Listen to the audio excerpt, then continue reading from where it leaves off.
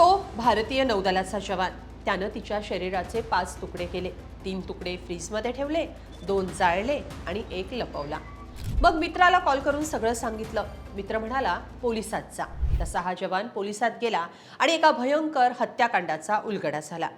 ही गोष्ट आहे एका भारतीय नौदलाच्या जवानाची. डेटिंग ॲपच्या माध्यमातून त्याची एका मुलीशी ओळख होते.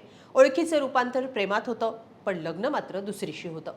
मग दोघांमध्ये वाद सुरू होतो. अखेर प्रेयसीचे तुकडे करून त्यानंच या प्रेमाचा शेवट केला. या भयंकर हत्याकांडानं देश हादरून गेलाय.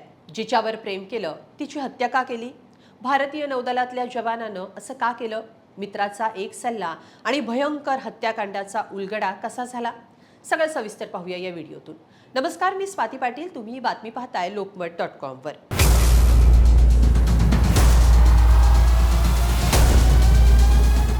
ही घटना घडली आहे आंध्र प्रदेशात. भारतीय नौदलात कार्यरत असणाऱ्या एका जवानानं प्रेयसीची हत्या केल्याचं उघड झालंय. धक्कादायक बाब म्हणजे पुरावा नष्ट करण्यासाठी त्यानं तिच्या शरीराचे 5 तुकडे केले. त्याची विल्हेवाट कशी लावली? पोलिसांनी आरोपी नौदल जवानाला अटक केली आहे. पण ही हत्या उघड कशी झाली? हे सगळं पाहण्याआधी या गोष्टीची सुरुवात कुठं झाली ते आधी पाहूया.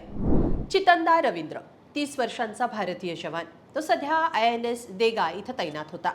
ऑनलाईन डेटिंग ॲपच्या माध्यमातून रवींद्रची मोनिका नावाच्या एका 28 वर्षाच्या मुलीसोबत ओळख झाली. मोनिका ही विशाखापट्टणमच्या तातीचेतला पालेम भागातली रहिवासी होती. 2021 मध्ये रवींद्र आणि मोनिका यांची ओळख झाली. आधी मैत्री झाली, मग प्रेम झालं. भेटीगाठी वाढल्या. पण 2024 मध्ये रवींद्रनं दुसऱ्या एका मुलीशी लग्न केलं. आपल्या संबंधांबाबत पत्नीला सांगण्याची धमकी मोनिकानं रवींद्रला दिली. दरम्यानच्या काळात मोनिकानं रवींद्रकडून 3.5 लाख रुपये घेतले होते. दोघांमध्ये वाद सुरू झाला. अखेर रवींद्रची पत्नी माहेरी गेल्याचं निमित्त सापडलं आणि रवींद्रनं मोनिकाला चर्चेसाठी घरी बोलावून घेतलं. पण दोघांमध्ये मोठा वाद झाला. अखेर रागाच्या भरात रवींद्रनं मोनिकाचा गळा दाबून खून केला.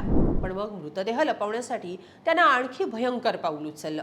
आधी तर रवींद्रनं दुकानात जाऊन धारधार चाकू खरेदी केला. पण त्यानं काम होणार नसल्यानं ऑनलाईन कटर मागवला. घरातच मोनिकाच्या शरीराचे तुकडे केले. तिचं शरीर आणि दोन्ही हात निर्जन स्थळी नेत जाळून टाकले. तर धडाचा भाग रेफ्रिजरेटरमध्ये ठेवला. उरलेला भाग म्हणजे कंबर आणि दोन्ही पाय त्याने एका सुटकेसमध्ये लपवले.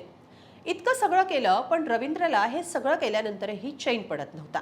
अखेर त्यानं त्याच्या एका मित्राला या सगळ्या हत्याकांडाची माहिती दिली. त्या मित्रानं त्याला पोलिसात जायचा सल्ला दिला. तसा रवींद्र गाजूवाका पोलीस स्टेशनमध्ये गेला आणि त्यानं या सगळ्या गुन्ह्याची कबुली दिली. पोलिसांनी रवींद्रला अटक केली आहे. गाजूवाका पोलीस या घटनेचा अधिक तपास करतायत.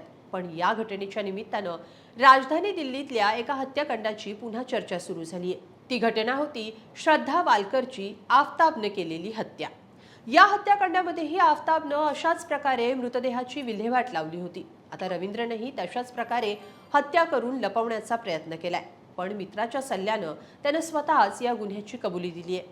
हे सगळं ऐकून तुमच्या मनात काय आलं? कमेंटमध्ये नक्की लिहा आणि lokmat.com ला सबस्क्राईब करा. धन्यवाद.